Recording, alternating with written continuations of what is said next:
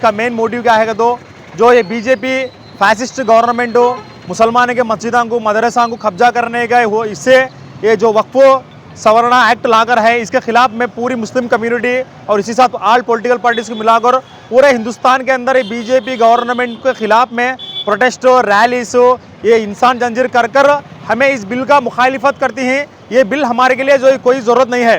ये ज़बरदस्ती ये बीजेपी गवर्नमेंट हमारे ऊपर ये वक्फ सवर्ण चट्टम बुलाकर हमारे ऊपर थोपना चाहती है। हम किसी हालत में किसी भी सूरत में भी इस वक्फ कानून को हम एक्सेप्ट नहीं करते, हम इसे रिजेक्ट करते हैं।